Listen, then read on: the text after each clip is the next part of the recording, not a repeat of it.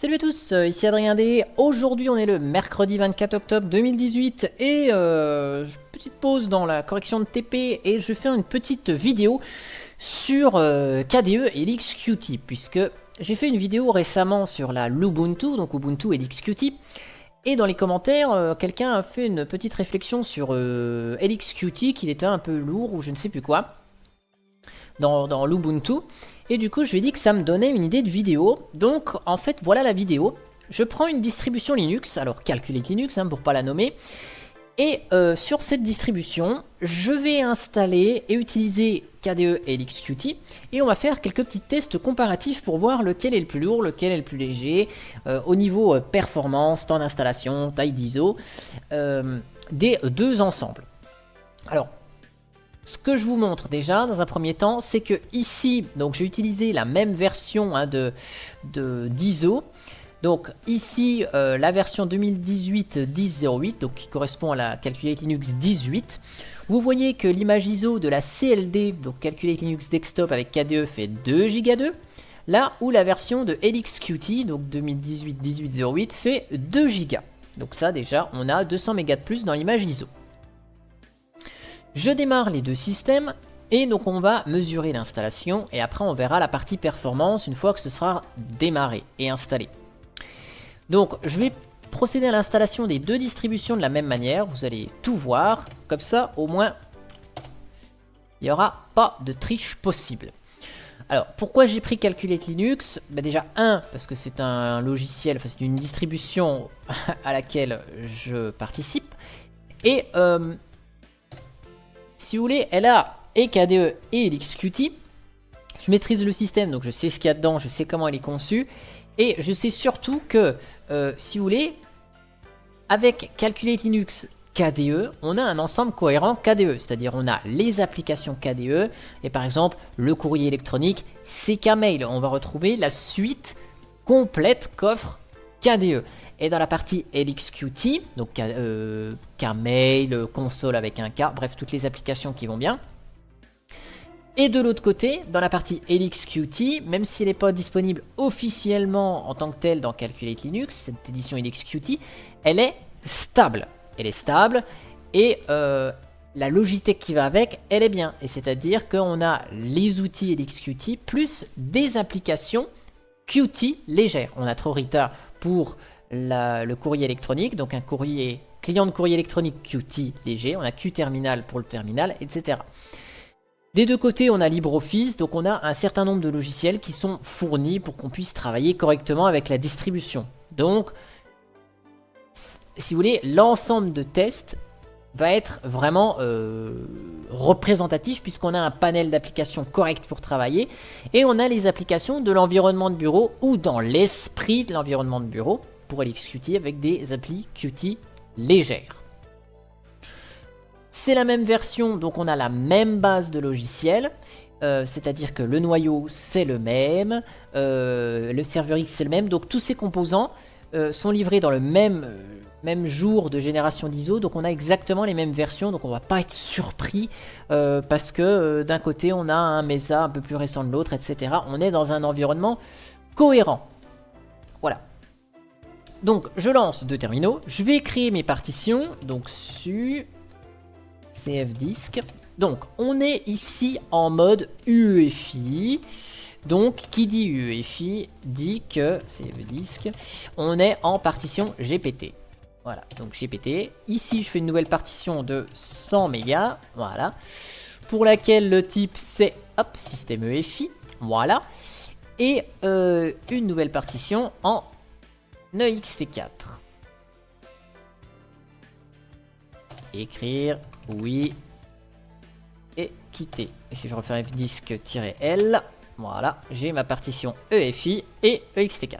Donc là, je fais la même de l'autre côté, 100 mégas, type EFI et l'autre en Linux, qui est le choix par défaut. Hop, quitter. Et si je fais un fdisk-l, vous voyez, j'ai la même chose des deux côtés. Ok.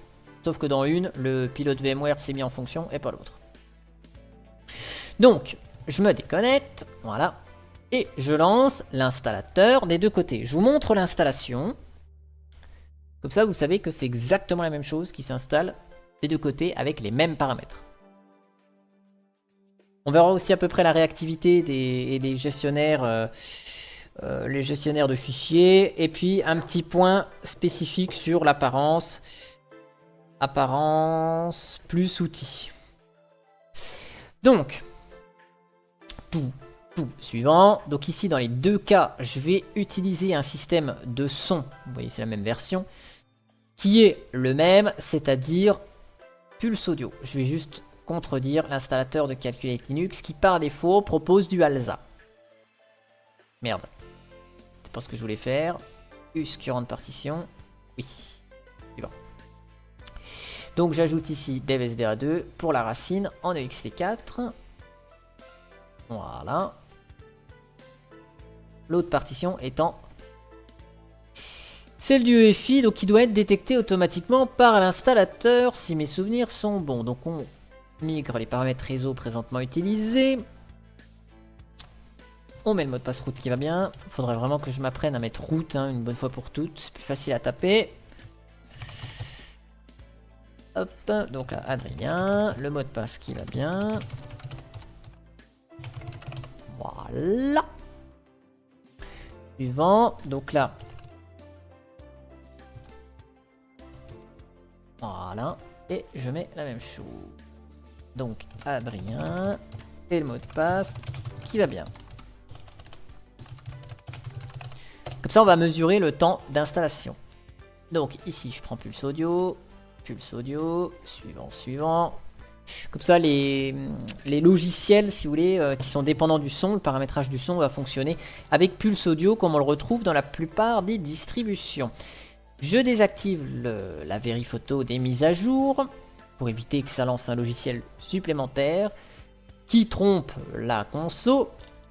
Et donc là, nickel, il m'a trouvé la partition EFI des deux côtés. Donc c'est la même chose. Voilà, Pulse Audio des deux côtés. Tac. Donc c'est parti, je lance le chrono. Et je vous donne rendez-vous dans 5-10 minutes. Une fois que c'est installé, je vais mesurer l'install. A tout de suite. Bip bip.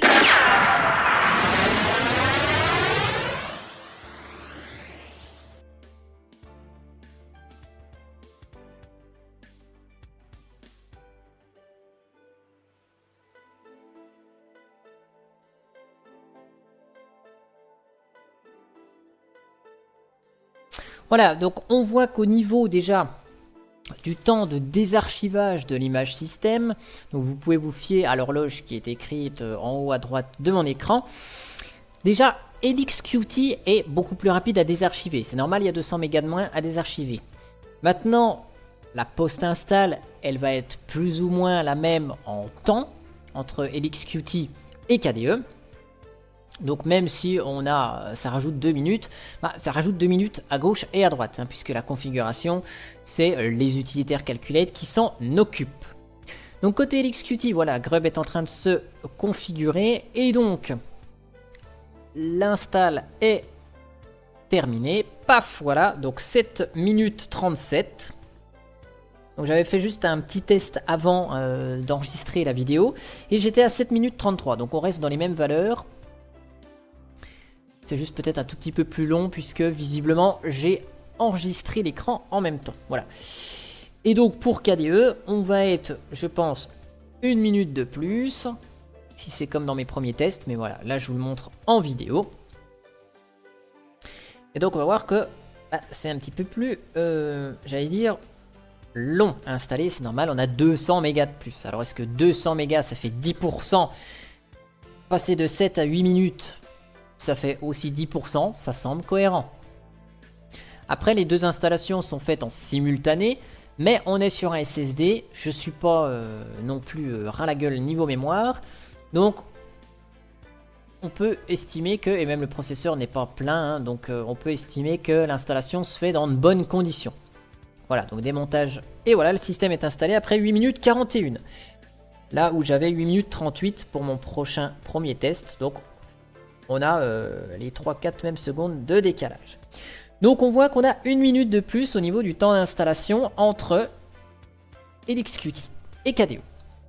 Donc maintenant, je vais redémarrer les deux systèmes. Et on va voir ensemble, eh bien, le chargement de l'environnement de bureau et après tout le reste.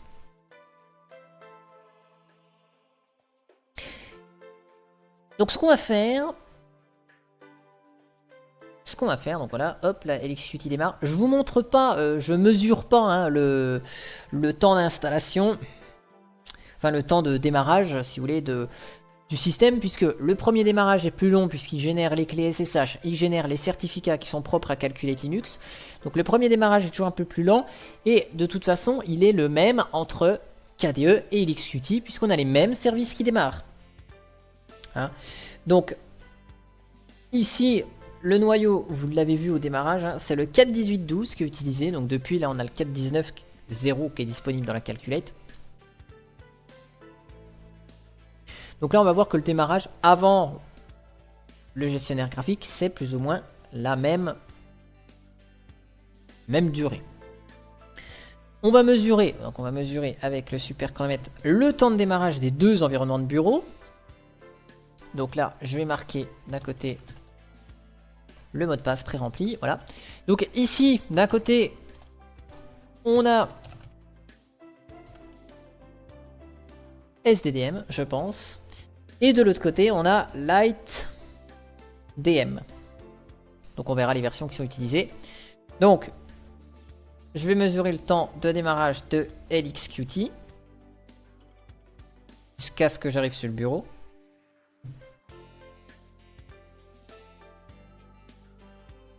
Bon, il y a eu le chargement du profil, donc forcément je vais l'avoir des deux côtés. Donc je vais me connecter au moins une fois des deux côtés et je vais redémarrer la machine pour être sûr que le test soit bon. Comme ça les fichiers de conf sont créés quoi. Par contre, je vois que LXQT n'a pas envie de mettre la résolution dynamiquement. Hop, donc redémarrer, voilà, yes. Comme ça on est sûr qu'il n'y a pas les outils Calculate qui viennent gêner l'ensemble. Hop là, voilà. On va refaire le test. Comme ça on est sûr que les chiffres sont bons.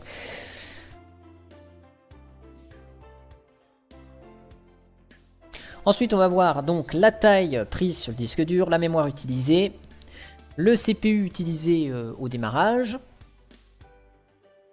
le temps de chargement de l'environnement de bureau. Je vous montre rapidement les outils et l'apparence de la distribution et les outils face qu'il y a comme logiciel. Et puis le gestionnaire de fichiers pour que vous puissiez comparer les deux environnements de bureau. Donc, pour LXQT, 3, 2, 1, c'est parti.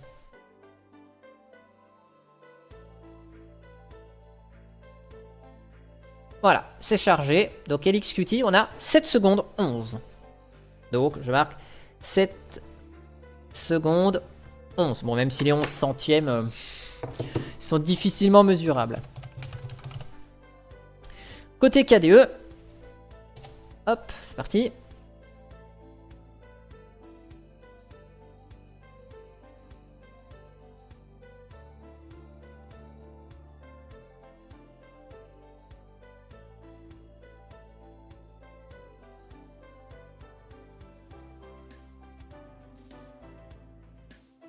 On est à 17 secondes 52. 17 secondes 52. Donc on voit que KDE met 10 secondes de plus à se démarrer. Donc je vais passer par le menu et je vais aller chercher donc la console d'un côté et je vais faire la même opération de l'autre côté pour prendre QTerminal. Je ne prends pas les gestionnaires des environnements de bureau. Hein, puisque forcément les gestionnaires des environnements de bureau n'affichent pas forcément les mêmes infos. Donc j'utilise le même outil pour mesurer et je l'utilise en route. Comme ça je suis sûr qu'on voit tous les process. Et donc au niveau de la mémoire utilisée, chez LXQT, vous voyez on est à 267 mégas. Donc on est beaucoup plus léger, on est 100 mégas de plus léger que sur la Lubuntu. KDE, on est à 605 mégas. 604 mégas. Donc, maintenant que c'est terminé, hop, je mets ça en plein écran. Voilà. Donc là, au niveau du processeur, donc on voit que KDE utilise au cumulé sur les deux processeurs environ 5% CPU. Chez LXQT, on est à environ 1,5% au total utilisé. Donc on voit que bon, KDE mange un peu de mémoire, un peu de processeur, mais c'est correct, 5%. Je fais la somme des deux cœurs. Hein. Ici, on n'a pas de swap, donc lui, il vient pas perturber quoi que ce soit. Niveau charge, donc le load average, là. Donc je prends le load à la dernière minute. Donc on est à 0,20 sur KDE et on est à 0,03 sur LXQT. Donc on voit que LXQT est moins consommateur de ressources, aussi bien mémoire, processeur, et donc forcément la charge qui en découle est moins élevée. Côté place sur le disque installé, hop, df-h, voilà. Donc là je vais prendre uniquement SDA2, donc il y a peut-être du cache, il y a peut-être des outils Calculate qui utilisent des choses sur le disque, mais ce sont les mêmes outils des deux côtés. Et on voit qu'on utilise 5,8 Go sur LXQT, là où on utilise 6,7 Go chez KDE. Donc on est à 1 Go de plus sur KDE que sur LXQT. Voilà, donc ça c'est le comparatif. Bien sûr, on a les fichiers sources, hein, puisque Calculate Linux est une distrib source, on a pas mal de sources. C'est pour ça que les chiffres sont un peu plus élevés que ceux qu'on pourrait retrouver peut-être dans une Debian pure et dure. Voilà. Donc, côté Logitech, je ne vous l'ai pas présenté, hein, mais je vous le montre ici. Vous voyez, donc on a les outils de l'environnement de bureau. Donc, on a Kmail, Contact, Korganizer. Donc, on a les outils KDE. On a Okular pour la visionneuse de documents. On a LibreOffice hein, pour la bureautique. Donc, on va voir qu'on les a des deux côtés. On a la gestion de l'impression et tout ça. Hein, donc, tous les services d'impression sont lancés. Bluetooth également, vous voyez, le Bluetooth est d'un côté, il est de l'autre aussi, le son aussi, le réseau, donc tout est lancé hein, et fonctionnel. Côté graphisme, on a GIMP, Okular, GWNView, Internet, donc on a Firefox hein, des deux côtés, après bon, on retrouve Camel, Conversation, KRDC, KTorrent, donc des logiciels KDE.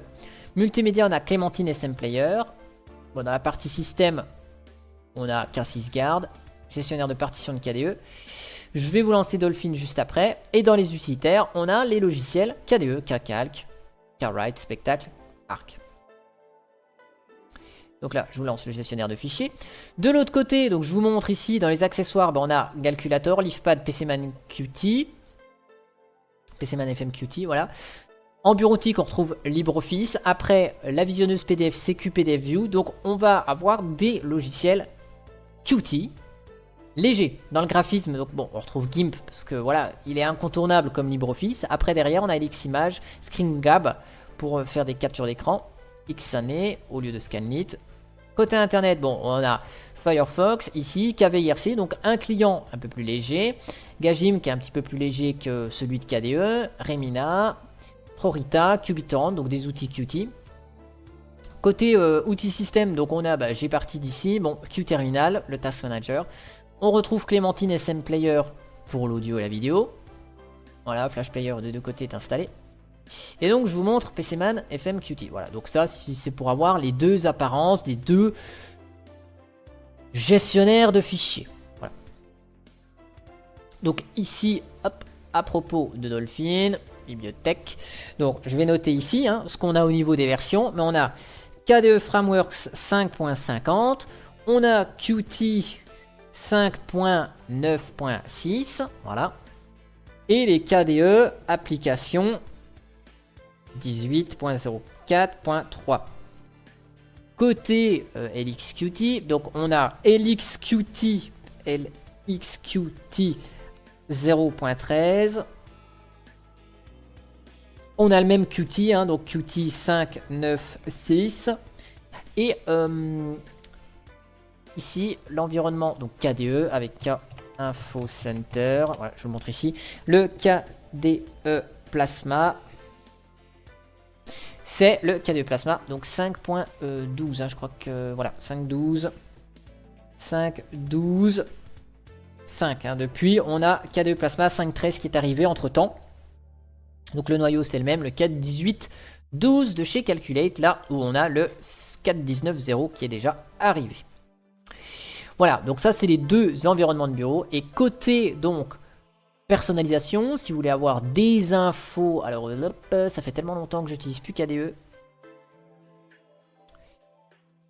Voilà, centre de configuration, voilà, donc les deux panneaux de configuration des deux environnements de bureau. Donc on peut l'afficher de manière traditionnelle, voilà, comme ça j'aime mieux, personnellement, voilà. Et donc on voit que les deux environnements, de bureau proposent un truc pour configurer l'environnement de bureau. Il y en a un qui est plus étoffé que l'autre, mais dans les deux cas, on retrouve des options pour configurer l'apparence, gérer le bureau, gérer la luminosité, l'écran, l'apparence et donc tout ce qui est localisation avec la paramètres régionaux, région ici, touche de raccourci, raccourci de l'autre côté, voilà, DATER, utilisateur et groupe, donc on les retrouve de l'autre côté aussi, détail du compte, et puis voilà, donc ça c'est les deux panneaux de configuration des deux environnements de bureau, et donc les deux sont avec un tableau de bord qui se masque en bas, voilà, donc ici on a ça, donc je vous ai montré ça, ok. Et donc, bien sûr, je voulais ajouter quelque chose. Oui, donc si vous voulez comparer par rapport à des services additionnels, notamment le MTP. Donc j'ai fait des tests avec ces deux distributions sur un autre PC portable où j'ai booté sur la clé. Je voulais regarder un peu le support de MTP et support d'un accès Samba, hein, un partage de fichiers avec SMB. Donc côté KDE, ça ne fonctionne pas très bien puisqu'on est avec KIO qui gère les entrées-sorties, donc tout ce qui est MTP Samba. C'est KIO et ça fonctionne pas bien du tout. Là où sur LXQT, ils utilisent GVFS, je suppose, puisque ça fonctionne très bien, le Samba et le MTP sans rien faire. Voilà, c'était la petite précision que je voulais ajouter. Donc, pour conclure, ici sur les deux distributions et les deux environnements, donc au niveau de l'installation, qu'est-ce qu'on a? Donc on a 8 minutes 41 pour KDE, 7 minutes 37 pour LXQT, donc LXQT est une minute plus rapide. La taille de l'ISO, on a 200 mégas de moins, hein, 2 Go pour LXQT sur Calculate Linux, là on a 2 Go 2 avec KDE. Le chargement de l'environnement de bureau, donc on a 7 secondes, un petit peu plus de 7 secondes pour LXQT, là où on est à 17 secondes 52 sur KDE, 17 secondes, donc on a 10 secondes de plus de chargement pour KDE. Au niveau utilisation système, donc on est à 5% de CPU sur KDE et 1,5% sur LXQT. La mémoire utilisée, on est à 267, donc on va dire 270 mégas sur LXQT, là où on a 600 mégas avec KDE. Donc on passe du simple au double et demi. On a ensuite, qu'est-ce qu'on a? Donc la taille sur le disque dur, sur la Calculate avec les outils propres à Calculate qui sont en plus installés. On est à 5 Go 8 sur LXQT, là où on est à 6 Go 7 sur KDE, donc on a un petit peu moins d'un giga supplémentaire, on a 900 mégas de plus en prix sur le disque dur. La charge du système, donc à 1 minute, au moment où je l'ai mesuré, on est à 0,20 avec KDE, on est à 0,03 sur LXQT, donc on voit bien ici que LXQT est forcément plus rapide à installer puisqu'il prend moins de place, il prend 2,5 fois moins de mémoire que KDE. Et au niveau du processeur, donc on est à 2 à 3 fois moins d'utilisation des ressources CPU, même si d'un côté LXQT ou KDE, les deux ressources sont vraiment pas utilisées énormément. Voilà. Et côté version, donc c'était une Calculate Linux 18 qui a été utilisée pour ce test avec un noyau 4.18.12 des deux côtés. Côté KDE, on a les KDE Frameworks 5.50, Qt 5.9.6, KDE Application 18.04.3 avec un KDE Plasma 5.12.5. Et côté LXQT, donc on retrouve le même Qt en 5.9.6 et on a LXQT qui était offert en version 0.13. Voilà, donc c'est la fin de cette vidéo. concluez ce que vous en avez à conclure sur ce petit test. Mais moi, ce que j'en pense personnellement, c'est que LXQT est moins lourd, donc est plus rapide.